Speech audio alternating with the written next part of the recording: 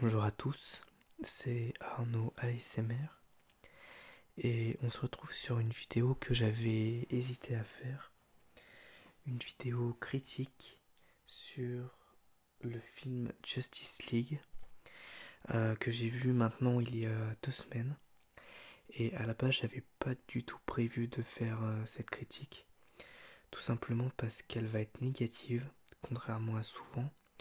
Alors je suis assez bon public en général, mais j'ai pas du tout aimé ce film. Alors au début je me suis dit que bon, faire une critique négative en ASMR c'était un peu dommage et j'avais peur que les gens qui aimaient le film s'énervent. Mais je me dis qu'après tout c'est le jeu de la critique, que je dois donner mon avis et donc je suis désolé pour ceux qui ont aimé le film, quelles qu'en soient les raisons.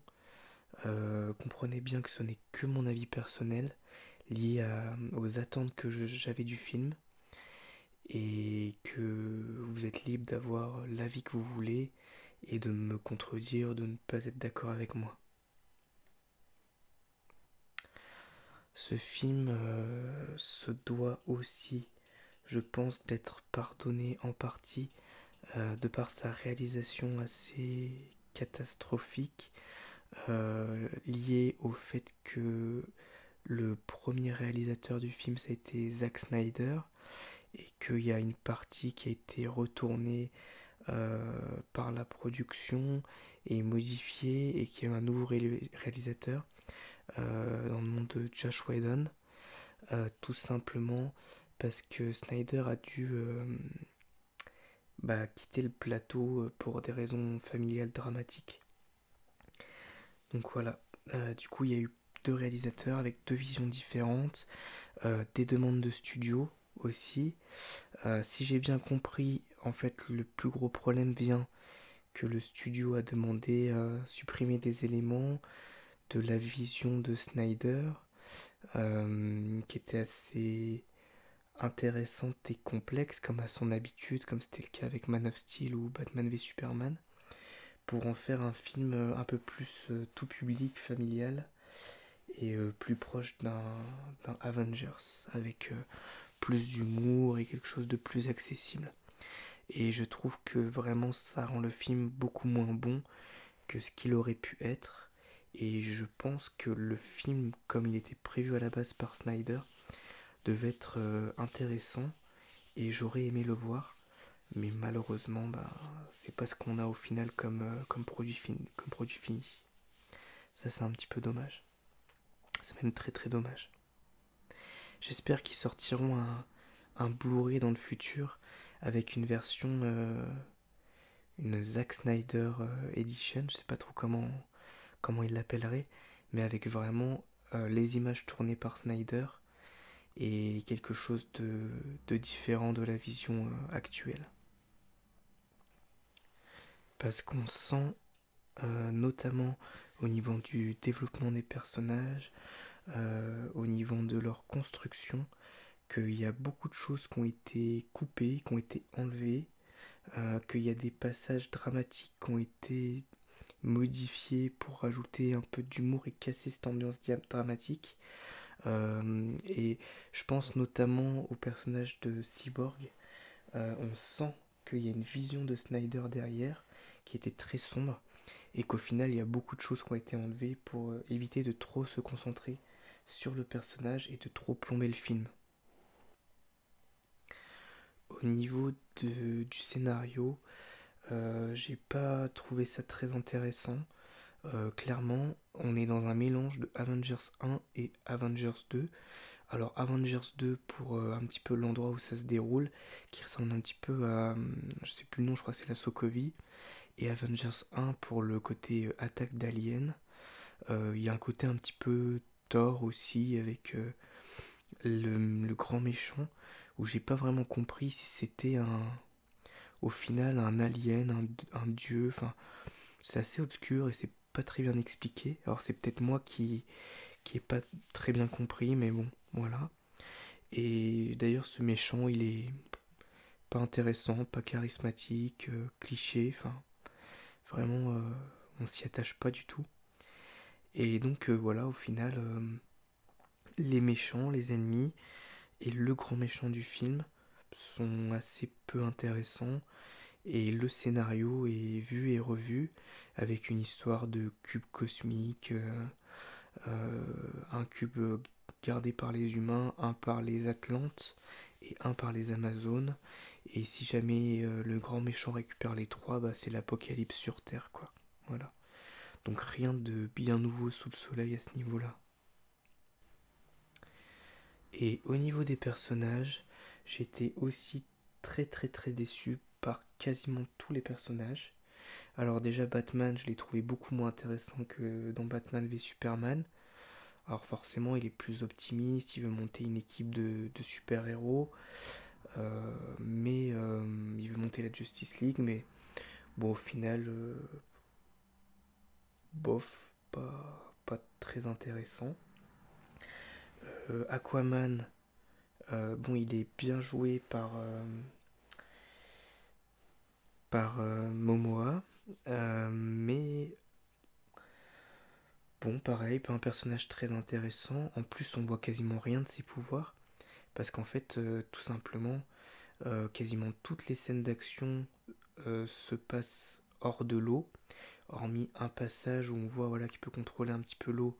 Sinon, c'est juste un mec avec une fourchette géante. Bon, j'exagère un peu avec un trident, mais bon, c'est un gars voilà, avec un trident qui a un peu plus de force que le gars lambda et puis qui peut faire des super sauts, quoi. Bon, rien d'exceptionnel.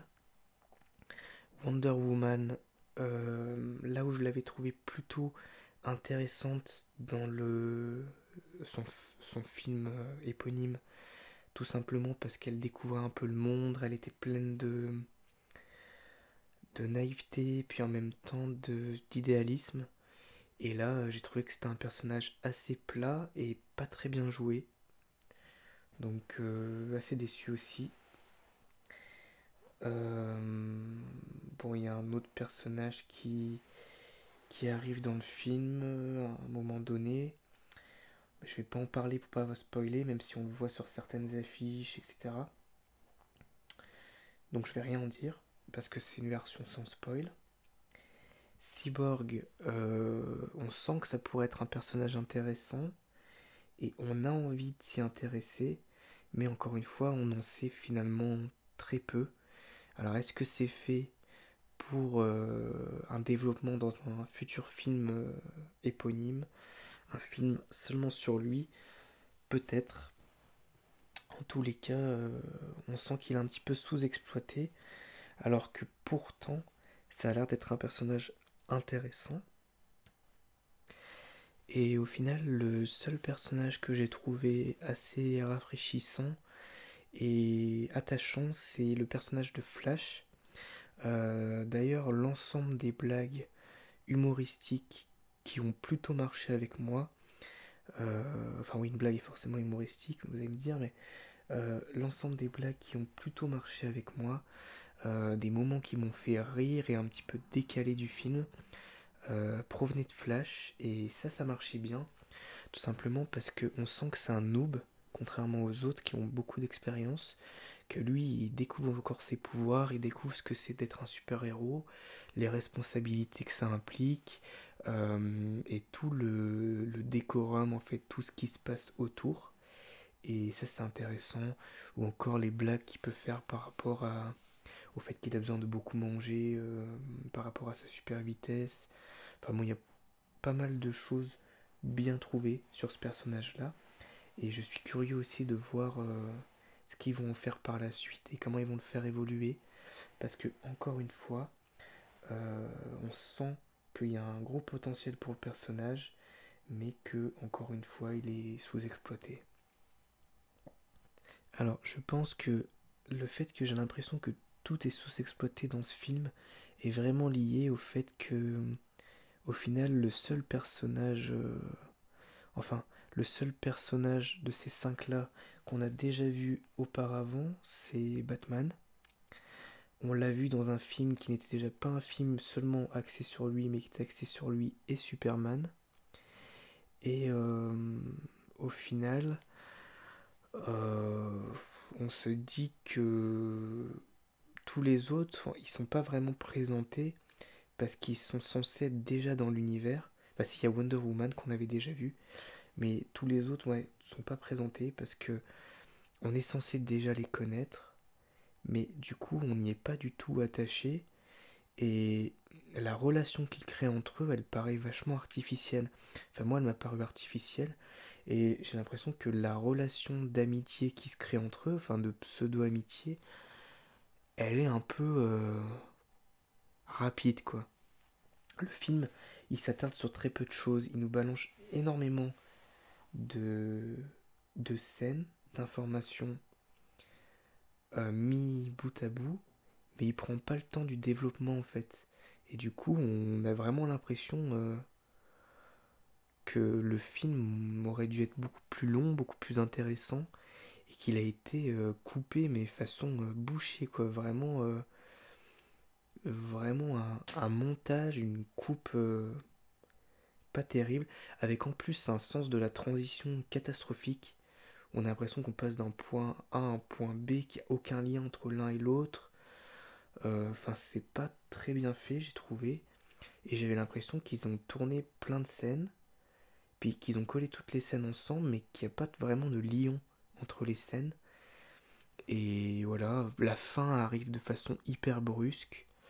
Euh, on se dit finalement, bon, tout ça pour ça. Enfin, moi, je l'ai ressenti comme ça. Tout ça pour ça. Bon, sans trop vous en dire, voilà, j'ai été déçu, quoi. Au niveau des effets spéciaux, alors moi je l'ai vu en 2D, je l'ai pas vu en 3D, parce que bah, je préfère en général.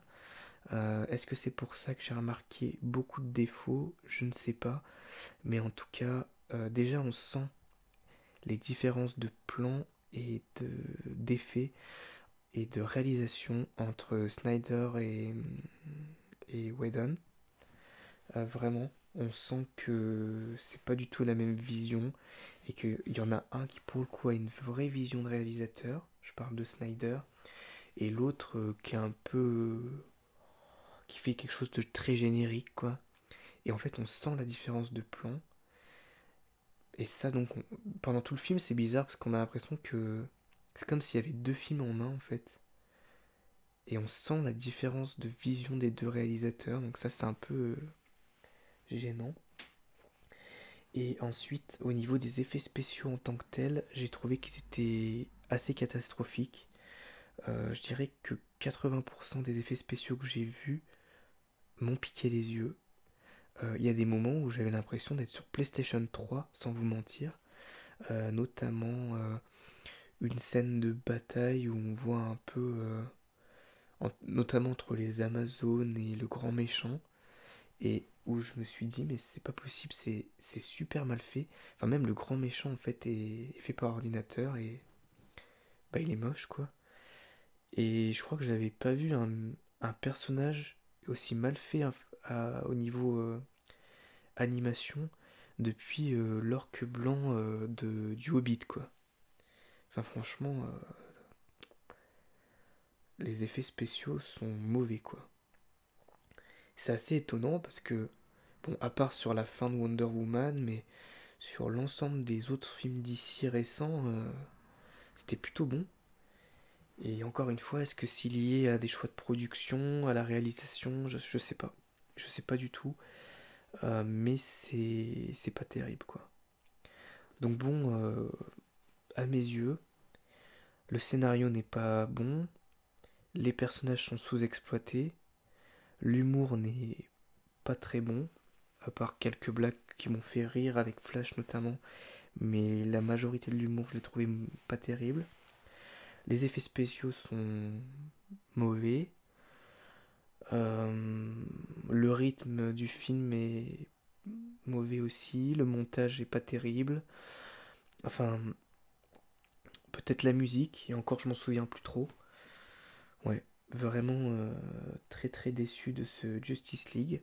Surtout que il me faisait envie, que la bande-annonce m'avait donné envie de le voir, et qu'un certain nombre d'éléments de communication euh, du film me donnait envie. Il y a même des choses qui ont été balancées sur la com du film qui ont été enlevées en fait, qui y sont plus et que j'attendais de voir et en fait pas du tout quoi. Donc ouais, vraiment déçu. Et je dirais que c'est pour moi le pire film d'ici dans le DC Universe qui a été fait. Tout simplement parce que déjà Suicide Squad, au final, je l'ai trouvé meilleur au niveau de sa réalisation, malgré tous les défauts qu'il peut avoir. Il m'a fait plus sourire et je l'ai trouvé plus divertissant. Peut-être parce que j'en entendais rien du tout et que je m'attendais à un mauvais film et que j'ai trouvé que c'était un film moyen. Alors que Justice League, je m'attendais à un assez bon film et j'ai trouvé que c'était un mauvais film. Donc j'ai préféré encore Suicide Squad à ce Justice League. Aussi parce que Suicide Squad, au final, il n'écorche pas vraiment les personnages qu'il traite. Tout simplement parce que c'est des personnages entre guillemets un petit peu mineurs de l'univers. Hormis le Joker, qu'on voit assez peu. Alors que ce Justice League, il écorche l'ensemble de l'univers d'ici, à mes yeux. Et il écorche la vision que Snyder avait pu avoir précédemment dans ces deux films. Donc pour moi, c'est vraiment une déception. Je donnerai une deuxième chance au film s'il y a une version Director's Cut qui sort et une version longue parce que peut-être qu'elle sera meilleure, qu'elle sera plus intéressante, qu'elle sera mieux montée. Mais en attendant, je reste sur une note négative et une pointe de déception, quoi. Voilà pour mon avis sur Justice League. Ça aura pris du temps pour que mon avis mûrisse et pour que je puisse vous sortir tout ça. Encore une fois, si vous avez aimé le film et que ma critique vous est désagréable à l'oreille, j'en suis désolé. Je préfère faire preuve d'honnêteté et dire les choses telles que je les ai ressenties. On peut pas toujours tout aimer, mais voilà, c'est des choses qui arrivent. Et peut-être que je me trompe et peut-être que voilà, que le film n'est pas si mauvais que ça. En tout cas, c'est comme ça que je l'ai ressenti. Et je vous dis à très bientôt pour une nouvelle vidéo avis qui sera cette fois sur Star Wars 8 que je vais normalement aller voir ce week-end. Le voilà, voilà le dernier Star Wars que j'ai hâte de vous dont j'ai hâte de vous parler. Merci à tous et je vous dis à bientôt pour une nouvelle vidéo ASMR. Au revoir, merci beaucoup. À bientôt.